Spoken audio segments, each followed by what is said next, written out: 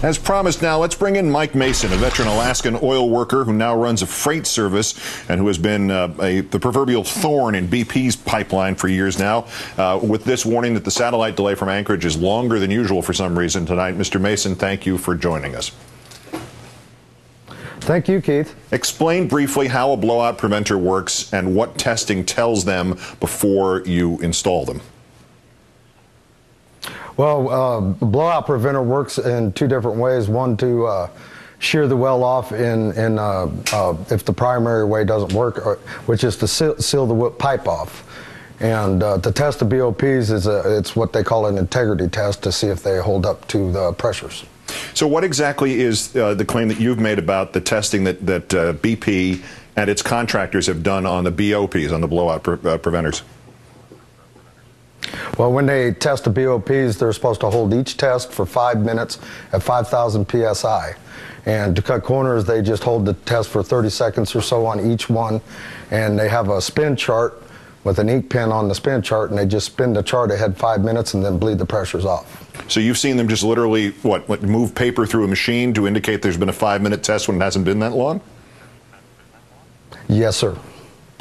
Often? Is this the regular way to get these things tested, or is it just an occasional corner cut? How would you estimate it in terms of your experience?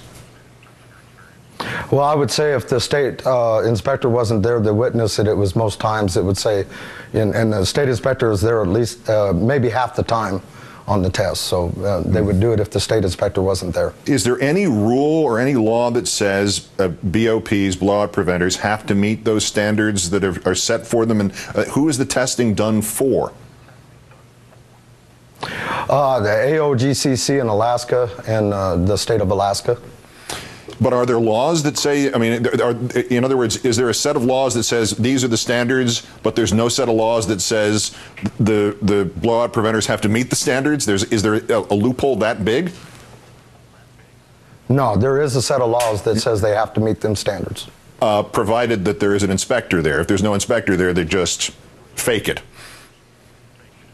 Yes, sir, that's correct.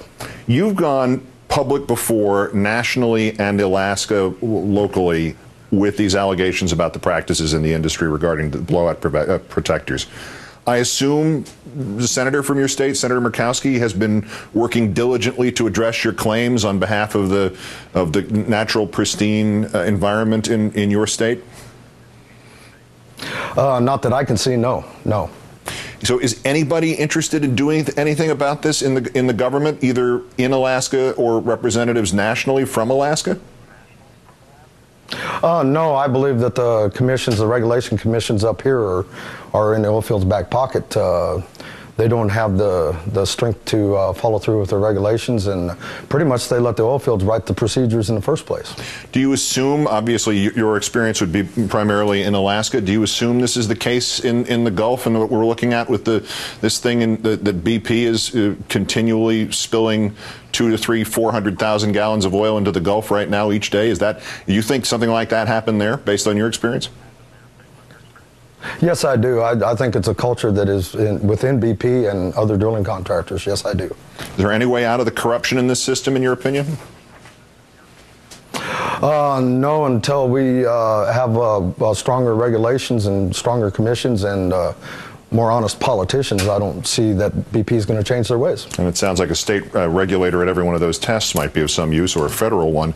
Mike Mason, whistleblower on the practices of the oil industry. Great thanks for your time, and great thanks for your courage in speaking up on this stuff.